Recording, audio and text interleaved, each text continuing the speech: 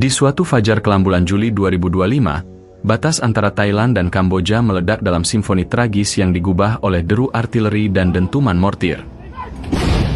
Bunyi ledakan bukan lagi sekadar suara perang, melainkan seruan kemarahan sejarah yang tak pernah diberi kesempatan untuk berdamai.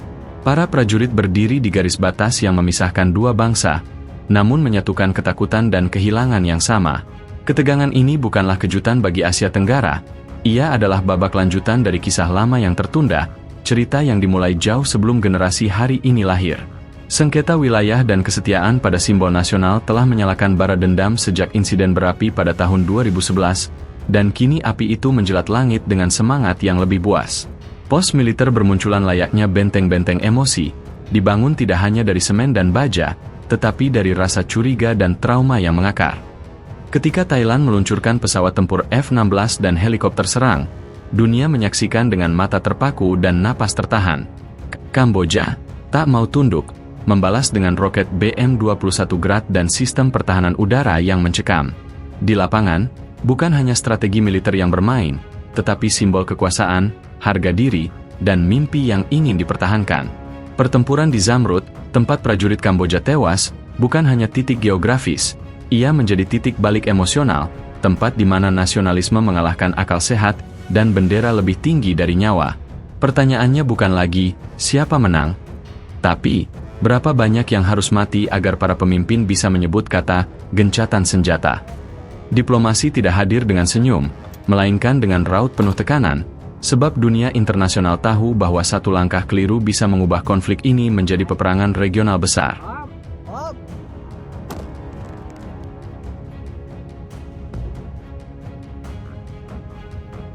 Konflik, ia adalah buah pahit dari masa kolonial, dari tinta di atas peta yang dibuat tanpa memahami jiwa orang-orang yang tinggal di dalamnya.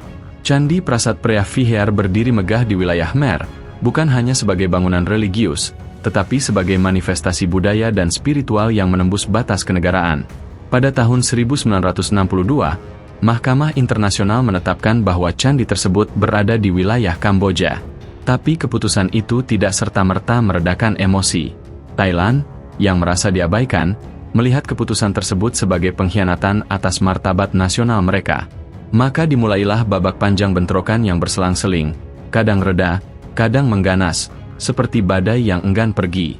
Setiap batu yang membentuk candi itu tampaknya menyimpan luka dan doa. Prasat Preah Vihear menjadi titik simbolik perjuangan identitas, bukan hanya bagi Kamboja, tetapi juga bagi rakyat Thailand yang meyakini bahwa sejarah mereka dicuri. Di medan yang sama, retorika kebangsaan dibentuk, sentimen etnis dipupuk, dan konflik kecil menjadi ritual rutin yang dinormalisasi. Sengketa yang diperkirakan akan selesai pada Mei 2025 pun bukanlah penutupan yang menjanjikan kedamaian, tetapi lebih mirip jeda untuk mengatur ulang strategi politik. Peta kolonial yang ditinggalkan oleh penguasa asing kini menjadi ladang ranjau emosional, tempat di mana sejarah terus menghantui masa depan. Asia Tenggara, yang seharusnya bersatu oleh keanekaragaman, justru terpecah oleh warisan kartografi asing dan interpretasi identitas yang saling menolak.